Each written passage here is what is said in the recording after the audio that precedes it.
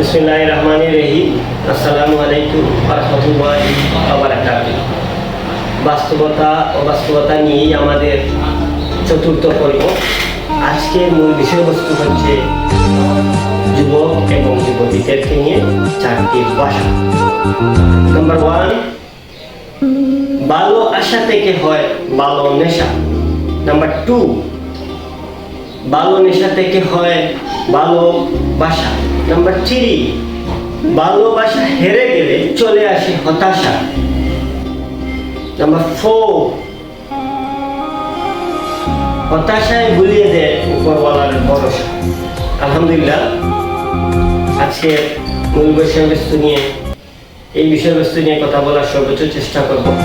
বিসমিল্লাহি আলা তাওফিকি ইল্লা বিল্লাহ। প্রথম যে ভাষাটা, ভালোবাসা থেকে হয় ভালো নেশা।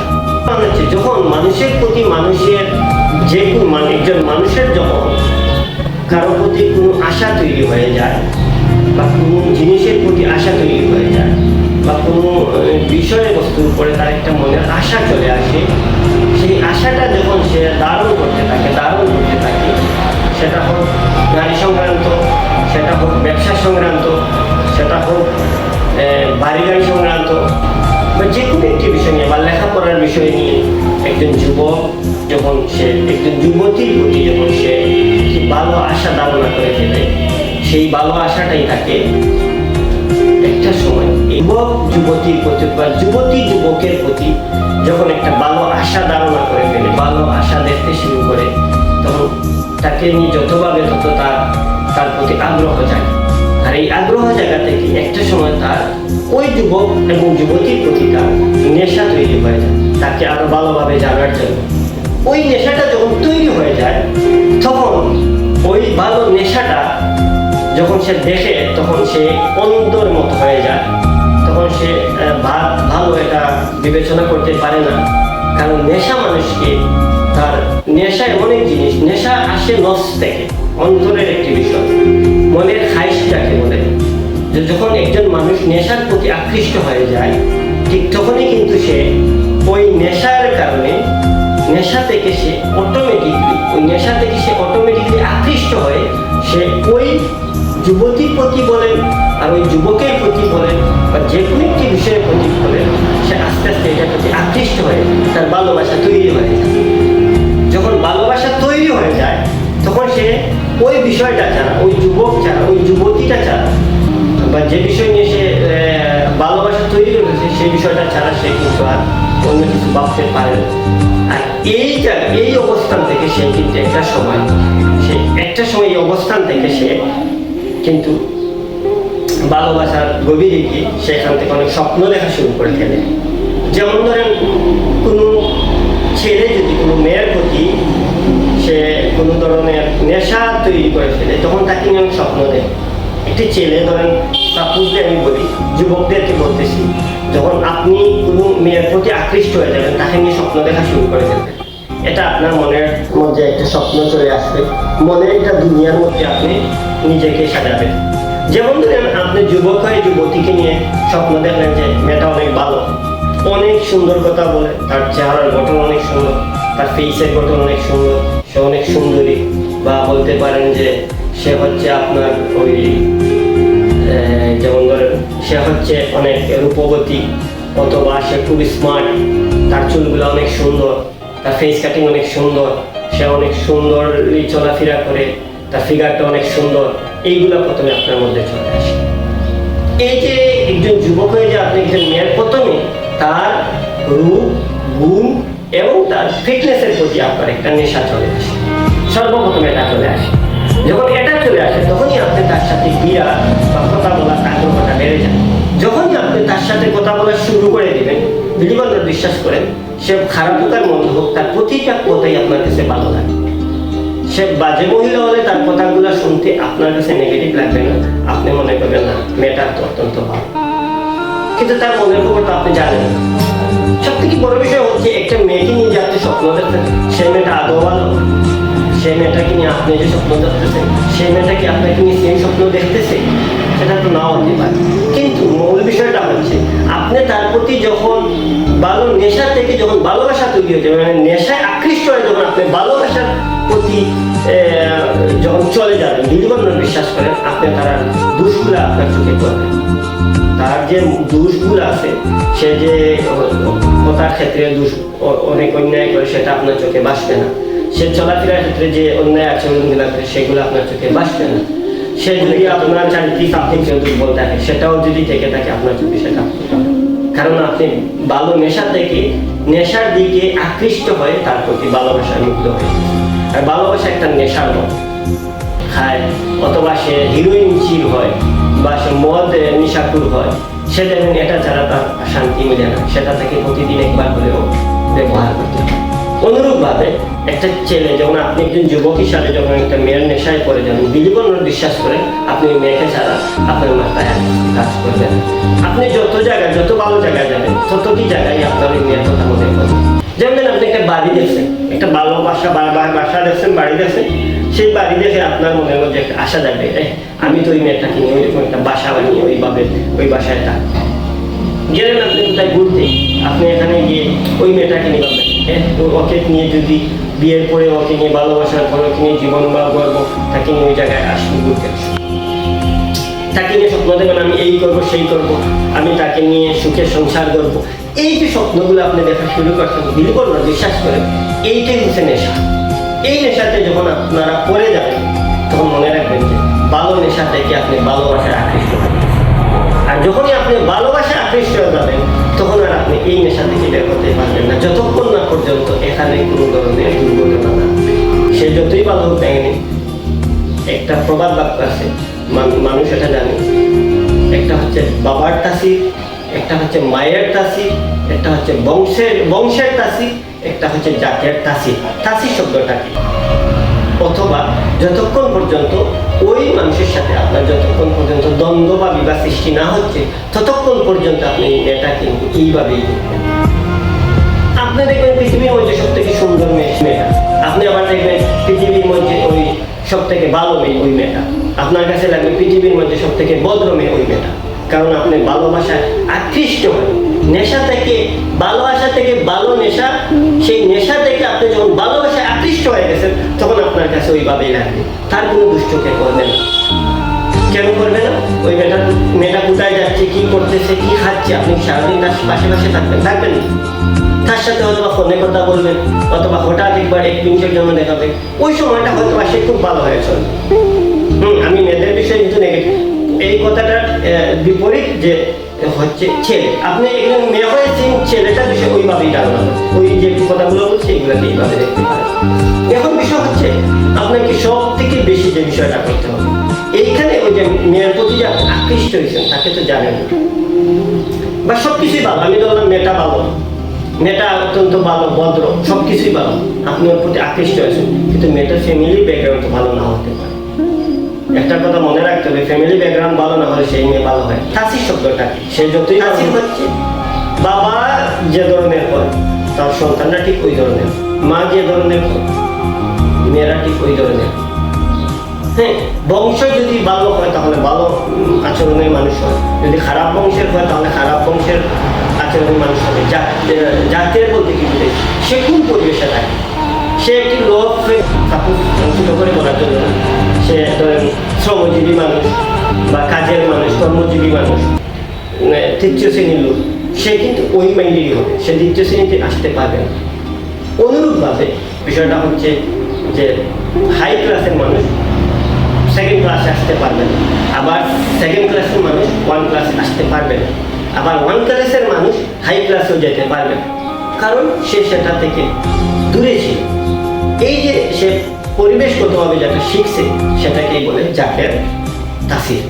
মানে জাতিগতভাবে যে একটি মানুষের জীবনে যে একটা চালচলন চলে আসে, সেটাকেই বলে জাতের তাসির। এখন যাই হোক, এখন এই যে বিষয়গুলো আমি বললাম, এই বিষয়গুলো থেকে কি হয়? ওই যে বললাম, ভালোবাসা যখন আপনি ভালো নেশা থেকে যখন ভালোবাসায় চলে যাবেন, তাকে নিয়ে বিভিন্ন ধরনের স্বপ্ন দেখা শুরু করবেন, এই স্বপ্নটা যদি হুট করে আপনার জীবন থেকে জ্বরের গতিতে চলে যায়, ধরুন মেয়েটি বিয়ে হয়ে গেল, অথবা মেয়েটি কারোর সাথে সম্পর্ক করে ফেলল, অথবা মেয়েটি আপনার সাথে সম্পর্ক করলো ঠিকই, কিন্তু অন্যজনের সাথে সম্পর্ক, এরকম হয় কিন্তু। আপনি যাকে ভালোবাসতেছেন সেই মেয়েটা হয়তো অন্য কারোর সাথে খুব গভীর সম্পর্কে জড়িত। যখন আপনি জানলেন তখন দেখেন আপনার উপরে কি এসে পড়বে। কারণ আপনি মেয়েটার কাছে কয়দিন গেছেন, আপনি মেয়েটার সাথে ফোনে কথা বলছেন, যখন বলছেন সে আপনার সাথে খুব ভালো ব্যবহার দেখাচ্ছে, খুব ভালোবাসায় কথা বলছে। মেয়েটার সামনে যখন গেছেন সে খুব পর্দার সাথে বা নিজেকে ভদ্র হিসাবে তুলে ধরছে। এইটা দেখে হয়তো বা আপনি তার প্রতি আকৃষ্ট হয়ে গেছেন। তো এই যে মেয়েটার প্রতি যে আপনি আকৃষ্ট হলেন, ওই যে মেয়েটার প্রতি যে আপনি আকৃষ্ট হয়ে তার প্রতি যে আপনি মানে তাকে নিয়ে তো স্বপ্ন দেখলেন, আরো তো হয় যে ভালোবাসা থেকে আপনি মেয়েটার জন্য অনেক কিছু করবেন। কি করবেন? মেয়েটাকে গিফট দিবেন, দামি দামি গিফট, মেয়েটার জন্য সময় দিবেন, মেয়েটার সাথে ঘন্টার পর ঘন্টা করতে বলবেন। আপনি দেখবেন যে আমি তো মেয়েটার জন্য এত কিছু করবো, এত কিছু গিফট দিলাম, মেয়েটাকে আমি এত সময় দিলাম, মেয়েটাকে আমি এত মূল্যবান কথা তার এই যে তাকে দিবেন, এটা হচ্ছে কিন্তু আপনার ইনভেস্ট। আপনার ইনভেস্টটা যখন নষ্ট হয়ে যাবে তখন আপনি মূল কথা হচ্ছে তখনই আপনি হতাশায় চলে আসবেন। এই জন্য যুবকদেরকে বিশেষ করে বলতে হয়, যুবকরা নারীদের ফাঁদে পড়ে নষ্ট হয়, আবার নারীরা যুবকদের ফাঁদে পড়ে নষ্ট হয়। তো আমি মেয়েরা ছেলেদের ফাঁদে পড়ে নষ্ট হয়। এটার আমি মেয়েদের বিষয়ে এটার আবার দ্বিতীয় পার্ট নিয়ে আসবো। আজকের পার্টটা হচ্ছে ছেলেদের ক্ষেত্রে, যুবকদের ক্ষেত্রে। আগামী দিন আমি নারীদের বিষয়টা নিয়ে আসার চেষ্টা করছি, কারণ আমি যুবক হিসাবে যুবতীদের বিষয়ে অনেক নলেজ আছে। এটার জন্য আমি আরো কিছু গবেষণা করে তারপরে আমি যুবতীদের পজিটিভ বিষয়টা নিয়ে ইনশাআল্লাহ আলোচনা করব। যুবক থেকে কিভাবে আপনি বাঁচবেন, একই কথা, বাট এটা যুবকের ক্ষেত্রে আমি নিয়ে আসবো ইনশাআল্লাহ। আচ্ছা, এখন মূল বিষয় হচ্ছে যে এই যে আপনার ভালোবাসা থেকে যে আপনি অনেক কিছু করবেন, যখন হুট করে সে আপনার কাছ থেকে চলে যাবে, মানে যখনই চলে যাবে, বিলিবর্ণ বিশ্বাস করেন, তখনই আপনার চলে আসবে জীবনে হতাশা। কেন চলে আসবে হতাশা? ওই যে আপনি স্বপ্ন দেখছেন, অনেক স্বপ্ন অলরেডি দেখে ফেলছেন, 5 বছর বাদে এই করবেন, সংসার করবেন, এভাবে আপনি অনেক ইচ্ছে তো আবার প্রেম করতে গিয়ে একবারে ছেলে মেয়ে সব কিছুই মানে আগে থেকেই প্ল্যান করে রেখে দেবেন। তো ওই যে সে স্বপ্নটা দেখো বিগত 20 বছর বা সারা লাইফে, তখন কিন্তু যখনই সে এটা দেখবে, বিশ্বাস করে ওই যুবকটা যখন দেখবে মেয়েটা তার জীবন থেকে চলে গেছে, তখন সে ভাববে তার ভবিষ্যৎটা অন্য। এটা থেকে মূল্য হতাশাটাই চলে আসে। আপনাকে মূল কোথায় আগে আপনাকে পয়েন্টটা নিতে হবে? মূল পয়েন্টটা হচ্ছে আপনাকে সর্বপ্রথম এই ভালোবাসার নেশায় পড়ে যদি আপনি অনেক কিছু দিয়ে দেন একজন পুরুষ হিসাবে। পুরুষরা কি দেয়? পুরুষরা বিভিন্ন গিফট দেয়, পুরুষরা সময় দেয়, পুরুষরা মেয়েটির জন্য অনেক ত্যাগ স্বীকার করে, আবার ওই মেয়েকে অনেক কিছু পাইয়ে দেয়। একটা ছেলে যখন একটা মেয়ের প্রতি আকৃষ্ট হয়, মেয়েটা যদি কোনো জায়গায় কোনো সমস্যায় হয়, ওই ছেলেটা যে ভালোবাসে সেই ছেলেটা কিন্তু মেয়ের জন্য নিজের সর্বোচ্চ টাকা পয়সা শ্রম ঘাম দিয়ে ওই মেয়েটার জন্য ওই সমস্যাটা সমাধান করে এবং সর্বোচ্চ চেষ্টা করে। যদি এইভাবে বলি, ধরেন আপনার যাকে আপনি এই যে মেয়েটাকে আপনি ভালোবাসেন, সেই মেয়েটার একটা প্রিয় একটা কাপড় বা প্রিয় একটা ড্রেস বা প্রিয় একটা জিনিস, সেটা সে চাইতেছে, কিন্তু এটা দেখলেন যে আপনার নাগালের বাইরে। বিশ্বাস করেন, যদি মেয়েটা আপনার কাছে চায় বা অন্যভাবেও যদি সেটা যদি আপনার চলে আসে আপনার মাইন্ডে যে মেয়েটা এটা আসলে অনেক পছন্দ করে বা এটা পাচ্ছে না, তখন আপনি ওইটা দেওয়ার জন্য সারা বাংলাদেশের ভিতরে বলে না, সারা বাংলাদেশের যত মানুষ আছে, বাংলা ভাষায় যত মানুষ আছে, সবার কাছে আপনি গিয়েও একবার হলে বলবেন আমার এই জিনিসটা মানে এতটুকু আপনার মাইন্ডে কাজ করে। কিন্তু বিলিবর্ণ বিশ্বাস করেন, আপনি ওই মেয়েটা যে জিনিসটার প্রতি আকৃষ্ট, সেটা আপনি যে কোনো কিছুর বিনিময়ে এটা আপনি মেয়েটাকে দিবেনই, কারণ এটা আপনাকে নেশা থেকে যে ভালোবাসা হয়েছে, সেই ভালোবাসার নেশা আপনাকে যে পাগল করে ফেলছে, আপনাকে যে আপনার যে বিবেক বুদ্ধি রূপ পেয়েছে, সেটা আপনি বুঝতেছেন, আপনি যে পাগলামি করছেন এটা বুঝতেছেন। তাহলে এই জায়গা থেকে আপনাকে যেটা করতে হবে, যুবকদেরকে বলতেছি, আজকে বিষয়টা যুবক দেখুন, এই জায়গাতে আপনাদেরকে সর্বপ্রথম আপনাদের বিবেককে কাজে লাগাতে হবে। যদি না লাগে আপনি এটা করে যান, তাহলে বিলিবর্ণ বিশ্বাস করেন, ওই ভালোবাসা যখন আপনার ওই মেয়েটা যদি বেশিরভাগ ক্ষেত্রে ছেলেরাই ধোঁকা খায়। কিভাবে খায়? একটা মেয়েকে সে ভালোবাসে, তার বয়স 18 বছর, মেয়েটার বয়স 17 বছর, কিন্তু একটা ছেলেকে বিবাহ করার জন্য পরিপূর্ণ বয়স হতে হয় 25 থেকে 30 বছর, তখন কি সে বিবাহ করার যোগ্য হয়। কিন্তু একটা মেয়ের ক্ষেত্রে কিন্তু 25 থেকে 30 বছর হলে সে আর বিবাহই হবে না। সেক্ষেত্রে মেয়েদের বিবাহের গড় বয়স থাকে 20 থেকে 22-23 বছর। তাহলে আপনার বয়স আর মেয়ের বয়স প্রায় লেভেল। তাহলে একবার চিন্তা করে দেখেন, ওই ফ্যামিলি তো আপনার জন্য মেয়েকে তো 30 বছরের ফিগারে নিয়ে যাবে না। তখনই কিন্তু ফ্যামিলি প্রেশার দিয়ে ওই মেয়েটাকে কোনো ভালো এক জায়গায় বিয়ে দিয়ে দেয়। কারণ আপনার তো বিয়ের বয়সই হয় না। আপনার ফ্যামিলিকে বিয়ের প্রস্তাব দেন, তারা বলবে এখন তোমার বয়সই হয় না, তুমি কি বিয়ে করো?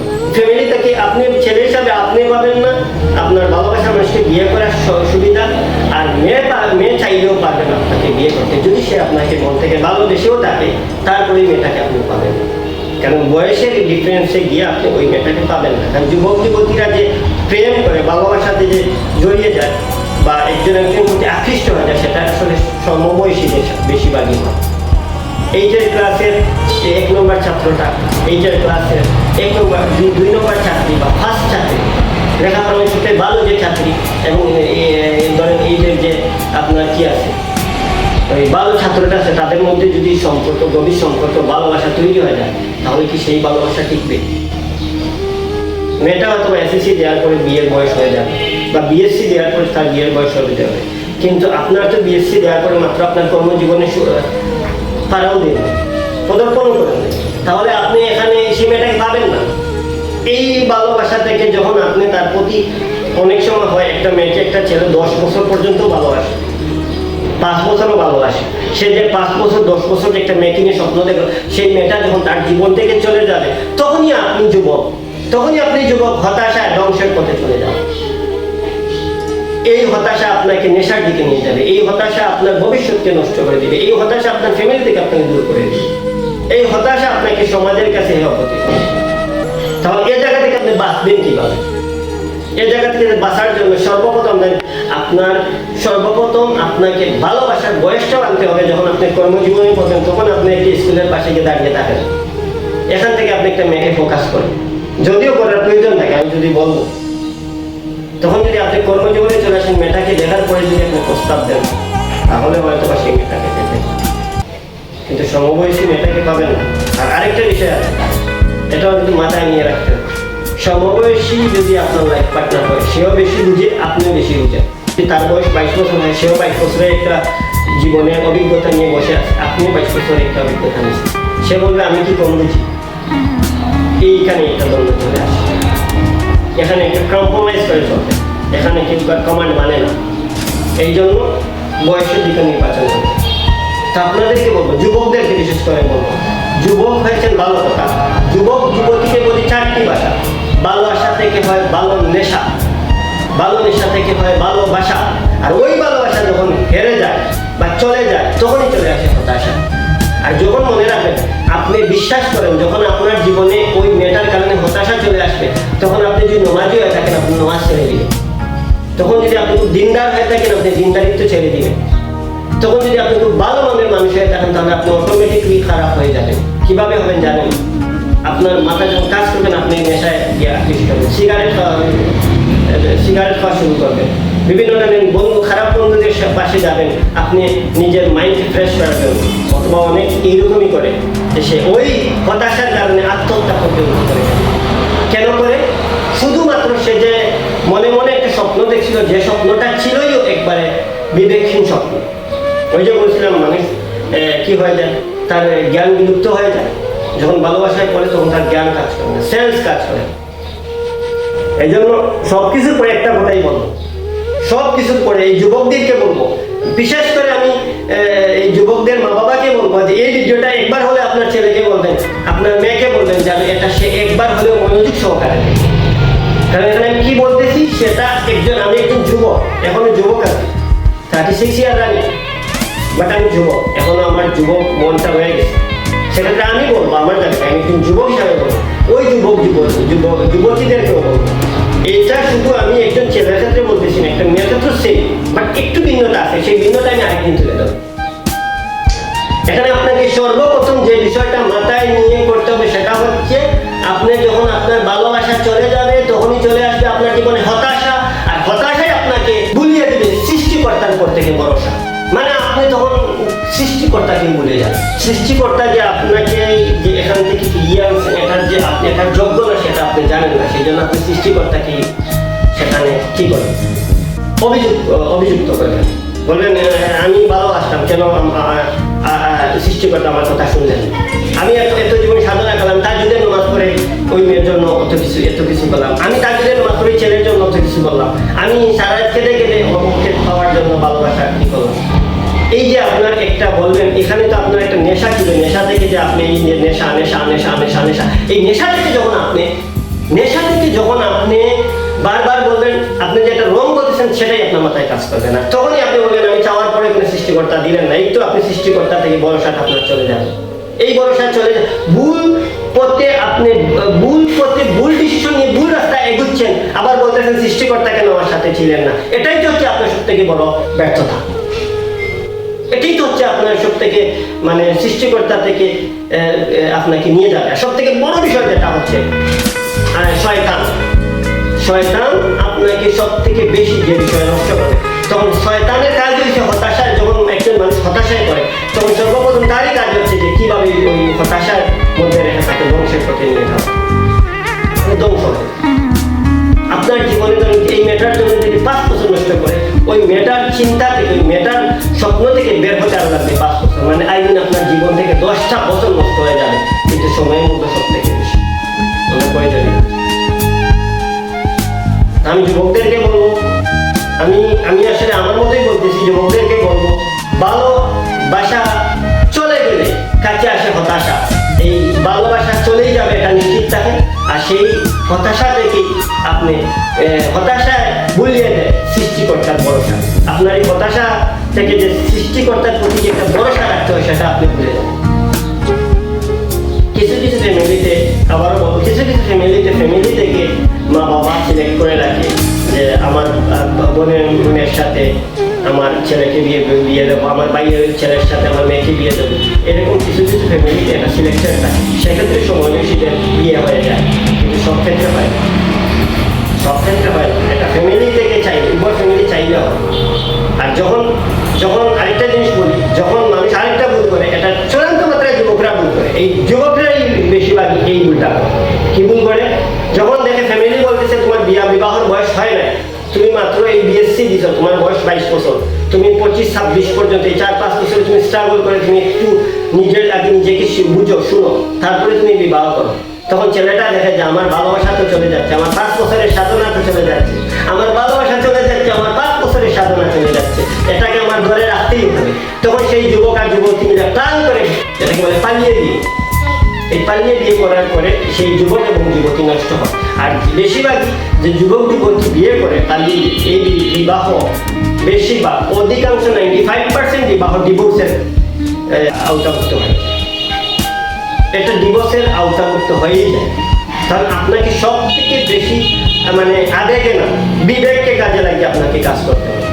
আমি এই বয়সে আমি ব্যক্তি হিসাবে আমি আবেগকে কাজে লাগিয়ে আমি আজকে আমি আমার ব্যবসাতে নষ্ট, শুধুমাত্র আবেগ, কারণ আমাদের বয়সটা আবেগ। 40 ইয়ার্স বাদে মানুষের বিবেক জাগ্রত, 40 বছর বয়সের আগ পর্যন্ত মানুষের আবেগ থেকে যায়, 40 বছর পরে মানুষের বিবেক চলে আসে। এখানে একটা পয়েন্ট অফ দ্য ভিউ, কেন? কারণ আল্লাহ ইসলাম থেকে বলতেছি, আল্লাহ পাক রব্বুল আলামিন যাদেরকে নবুয়তি দিয়েছেন তাদেরকে 40-এর করে দিয়েছেন, 40 যাদের অতিক্রম হয়েছে, 40-এ যারা পদার্পণ করছে তাদেরকে নবুয়তি দিয়েছে। কেন দিয়েছে? 40 বছর বয়সে কিন্তু একজন মানুষ ম্যাচুয়ার, মোটামুটি ম্যাচুয়ার, 40-এর পরে সে ভালো মন্দ বোঝার মতো যোগ্যতা পায়। 40 বছর বয়সে বিবাহ করা, 40-এর পরে মানুষের ভালো মন্দ বোঝা, বিবাহ করার পথে 25 থেকে 22 থেকে 23, 25-এর পর থেকে অনেকে 22-23 করে ফেলে, অনেকে করে অনেকে ছোট থেকে স্ট্রাগল করে সে তার লাইফটাকে সেটেল করে তাকে অনেকে দিয়ে দেয়, সে তো সফল। সবার ক্ষেত্রে 95% ব্যক্তিদের ক্ষেত্রে এটা না, 5% মানুষ যুবক আছে যারা, আপনি সেই 5%-এর দিকে যাবেন।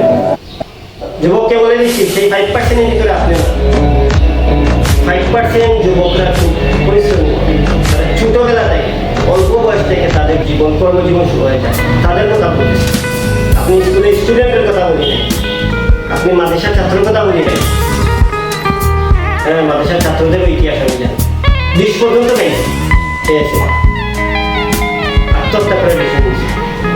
যুবক ছেলে, সে তার স্কুল লাইফের ক্লাস তাকে তার বিয়ের দিন তার বিয়ে বাড়িতে সবার সামনে গিয়ে সে কনের সামনে বিষ খেয়ে যাচ্ছে।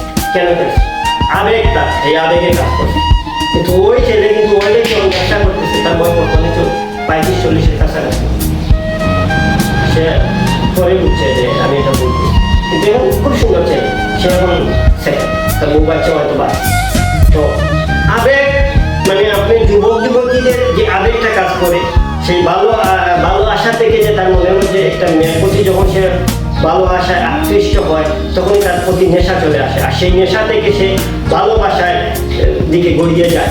আর যখন সে ভালোবাসায় গড়িয়ে যায়, যখন বাস্তবতা চলে আসে সামনে, মানে বাস্তবতা মেয়েটাকে সরিয়ে নিয়ে যায়, ওই যে বললাম পয়েন্টগুলো, এই যে সরিয়ে নিয়ে যায়, তখনই সে এই মেয়েটাকে হারানোর পরে সে হতাশায়, আর এই হতাশার কারণে সে উপরওয়ালার প্রতি থেকে ভরসা হারিয়ে ফেলে। আর এই ভরসা হারিয়ে ফেলার জন্য সে নেশা করে, সে খারাপ পথে চলে যায়, এবং সে সর্বোপরি একটা যুবক আত্মহত্যা পর্যন্ত করার ডিসিশন নেয়। আমি আপনাদেরকে বলবো, বিশেষ করে যুবকদেরকে বলবো, আপনারা এই জায়গাতে নিজেকে আগে বিবেককে তৈরি করুন, আগে নিজের লাইফকে সেটেল করুন। মেয়ে দেখছেন ভালো কথা, ভালো লাগছে, এটা রেখে দেন। ফ্যামিলিকে বলে এটাকে এই পর্যন্ত রেখে দেন। ফ্যামিলি যদি এটাকে মানে আপনি এটাকে আপনি নিয়ে না, মনে রাখবেন সর্বোপরি একটা কথা হলো, ফুলের বাগান তৈরি করতে শিখুন। ফুলের বাগান যেদিন আপনি তৈরি করে ফেলবেন, প্রজাপতির বাগান, ফুলের বাগান যেদিন তৈরি করে ফেলবেন, প্রজাপতির অভাব হবে না। রং বেরঙের প্রজাপতি আপনার কাছে এসে ধরা দিবে, প্রজাপতির মা বাবা সবাই এসে ধরা দিবে। বিষয়টা বুঝছেন তো? তাহলে যুবকদেরকে বলবো, সর্বোপরি একটা কথাই বলবো, আপনাকে আবেগ দিয়ে নেশার মধ্যে ঢুকে ভালোবাসায় পড়ে হতাশায় গিয়ে উপরওয়ালা থেকে ভরসা হারাবেন। সবাইকে ভালো থাকেন, সুস্থ থাকেন। যুবকদেরকে খুব হার্ডলি বলছি, আমার কথাগুলা অনেক যুবকদের যুক্তির সাথে গিয়ে মিলবে না, কারণ ওই যে যাদের মিলবে না তারা বাস্তবতা সম্বন্ধে তেমন একটা বুঝে না, বা বাস্তবতা তার কাছে আসবেই কিভাবে, সে বাস্তবতা লাইনে পড়লেই কিভাবে। বাস্তবতা তো বললাম 40-এর ভিতরে একটা মানুষের জীবনে বাস্তবতা, যে বাস্তবতা বিষয়টা আছে, জীবনের যে একটা বাস্তবে একটা রোড আছে, রোড ম্যাপ আছে, বাস্তবে একটা লাইফ আছে, সেই লাইফটা সম্বন্ধে সে 40-এর পরে সে ধারণা অর্জন করতে পারে। আর তখনই এই ছেলেটা ম্যাচুয়ার হয়ে যায়। তাহলে আপনাদেরকে বলবো, বিশেষ করে যুবকদেরকে বলবো, স্নেহের ছোট ভাইদেরকে বলবো, তাদেরকে নিয়ে স্বপ্ন দেখি, তাদেরকে বলবো ভালোবাসা থেকে সরে থাকে। ভালোবাসা একটি কিন্তু গুনাহ, এটাকে বলা হচ্ছে আপনার একটা গুনাহ।